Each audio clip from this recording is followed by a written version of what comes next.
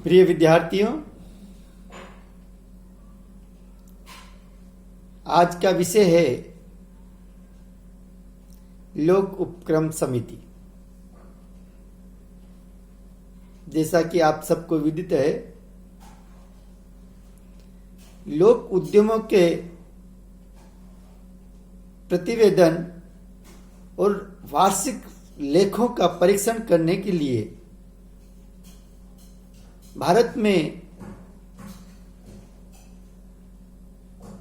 लोक उपक्रम समिति की स्थापना 1966 में की गई। ब्रिटेन में इस समिति का गठन 1954 में तथा भारत में कृष्ण मेनन समिति 1963 की सिफारिश पर की गई। अर्थात लोक उद्यम समिति पब्लिक इंटरप्राइजेज कमिटी की स्थापना 1 मई 1964 को हुई। इस कमेटी में कुल 15 सदस्य होते हैं, जिसमें से 10 लोकसभा से तथा 5 राज्यसभा के सदस्य होते हैं। इनका कार्यकाल 5 वर्ष निर्धारित है तथा 1/5 सदस्य प्रति वर्ष अवकाश ग्रहण करते हैं, जो आनुपातिक प्रतिनिधित्व पद्धति के द्वारा एकल संक्रमणीय मत पद्धति से गुप्त मतदान द्वारा होता है। भारत के राष्ट्रपति के चुनाव में भी आनुपातिक प्रतिनिधित्व की एकल संक्रमणीय मत पद्धति को अपनाया गया है और इसी के अनुरूप इस समिति में जो 15 सदस्य हैं, उनमें से 1/5 अर्थात 3 सदस्य हर वर्ष अवकाश ग्रहण करते हैं और उनके स्थान पर नए सदस्यों को आनुपातिक प्रतिनिधित्व की एकल संक्रमणीय मत पद्धति के द्वारा चुन लिया जाता है। इस समिति के मुख्य कार्य क्या है? पहला है उल्लेखित लोक उद्यमों के प्रतिवेदन और लेखों का परीक्षण करना, क्योंकि लोक उद्यम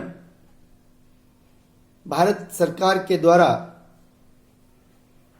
जनता के विकास एवं उनके कल्याण के लिए बनाए जाते हैं। उनके विभिन्न प्रकार के रूप हो सकते हैं, विभागीय प्रकार हो सकता है, लोक निगम हो सकता है, सरकारी या पूंजी कंपनी हो सकती है। अतः इनके द्वारा भारत में लोक विकास यानी कि जनता का विकास और कल्याण एवं सेवा के लिए कार्य किए जाते हैं। सेकंड, लोक उद्यमों पर नियंत्रण और कंट्रोलर ऑफ ऑडिटर जनरल द्वारा प्रस्तुत प्रतिवेदनों का परीक्षण करना। यह लोक समिति लोक उद्यमों पर नियंत्रण रखती है ताकि वह नियमों का, कार्यविधियों का, प्रक्रिया का उल्लंघन न करे। साथ ही नियंत्रक एवं महालेखा परीक्षक द्वारा प्रस्तुत प्रतिवेदनों का परीक्षण करती है।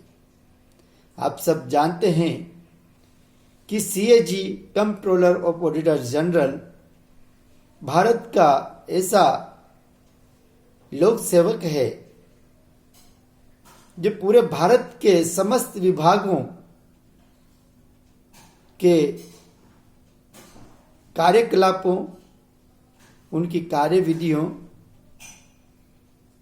का अवलोकन करता है, जांच करता है, लेखा एवं लेखा परीक्षण करता है, ऑडिटिंग करता है और जो अपनी रिपोर्ट हर वर्ष प्रस्तुत करता है।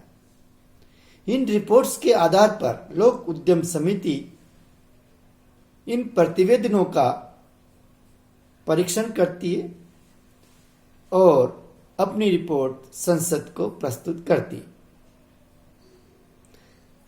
तीसरा महत्वपूर्ण कार्य है लोक उद्यमों की स्वायत्तता और कार्य क्षमता स्वस्थ व्यवसायिक सिद्धांतों पर आधारित है अथवा नहीं।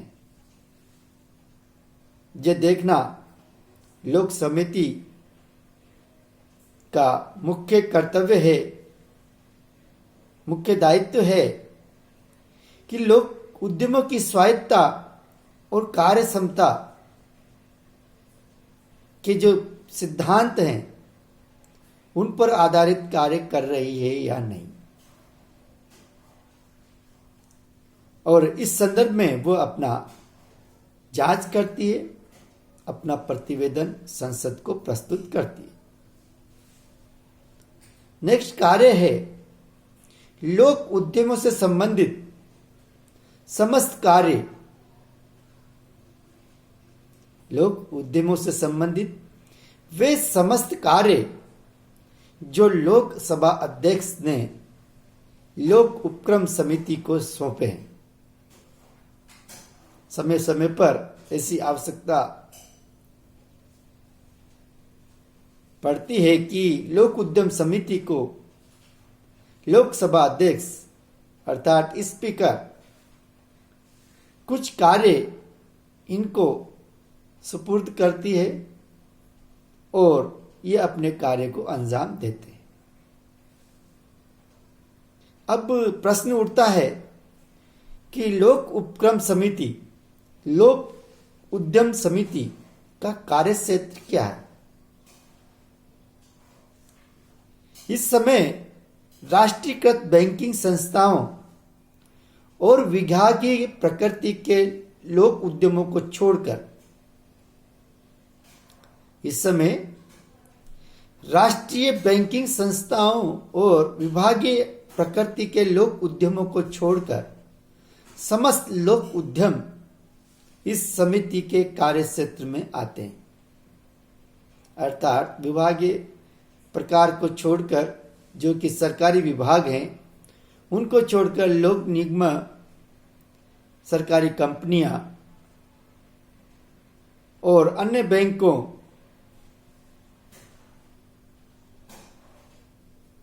के कार्य क्षेत्र कार्य की समीक्षा, परीक्षण एवं जांच लोक उपक्रम समिति द्वारा की जाती है। अब इंपॉर्टेंट बात यह है कि इस समिति की क्या क्या सीमाएं। पहली सीमा है ये नीति का परीक्षण नहीं करती। कानून क्या है, पॉलिसी क्या है, इसकी परीक्षण नहीं करती, अपितु यह उस नीति के अंतर्गत, उस कानून के अंतर्गत किए जाने वाले कार्यों की जांच करती है, परीक्षण करती है एवं समीक्षा करती है। सेकंड, दिन प्रतिदिन के प्रशासन में हस्तक्षेप नहीं करती। यह समिति मुख्य रूप से उन मुद्दों को, उन विषयों को परीक्षण करती है, उन लेखा को